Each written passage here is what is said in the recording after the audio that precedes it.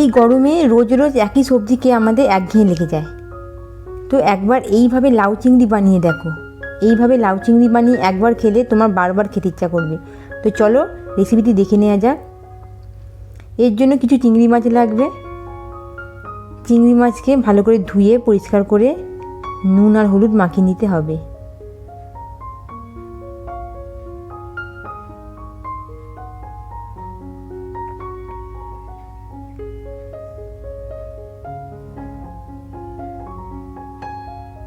ভালো করে নুন হলুদ মাখিয়ে এটা কিছুক্ষণ রেখে দেব। তারপর কড়াই সর্ষের তেল নিয়ে গরম করে নিতে হবে।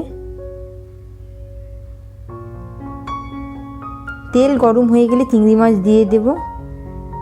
চিংড়ি মাছগুলোকে অল্প করে ভেজে নিতে হবে।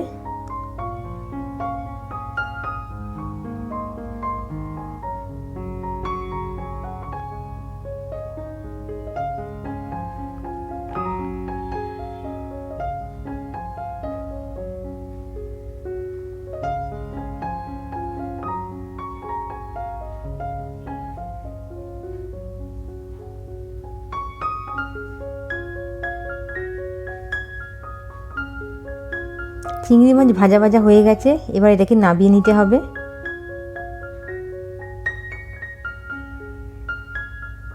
এবার কড়াইতে আর একটু তেল দিয়ে দিয়েছি, এর মধ্যে দুটো তেজপাতা,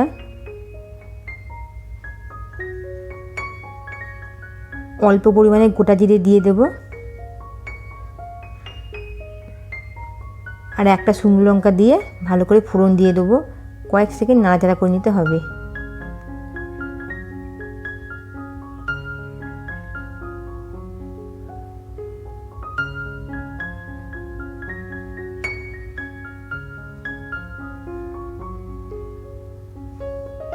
এবার কড়ায় 1 চামচ মতো আদা বাটা দিয়ে দিলাম,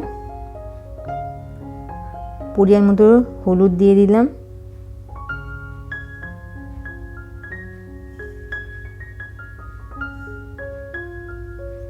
তারপর কুচিয়ে রাখা লাউটা দিয়ে দিতে হবে। এখানে লাউটাকে সরু সরু করে কুচিয়ে নেওয়া হয়েছে। এবার ভালো করে মিক্স করতে হবে।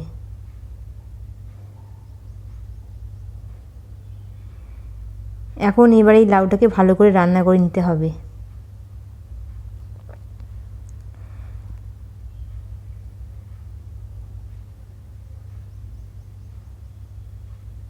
ভালো করে নাড়াচাড়া করতে হবে যাতে মশলাটা লাউয়ের সাথে ভালোভাবে মিশে যায়।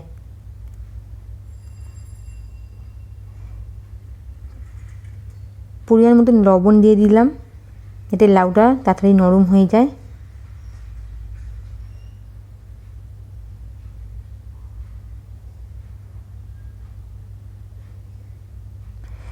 তিন চারটে কাঁচা লঙ্কা দিয়ে দেওয়া হলো।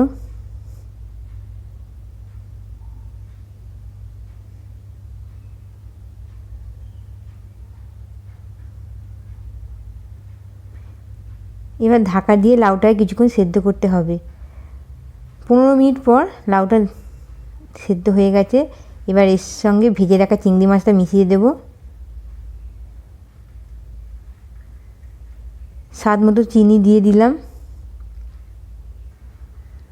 ভালো করে সব কিছু মিক্স করে নিতে হবে।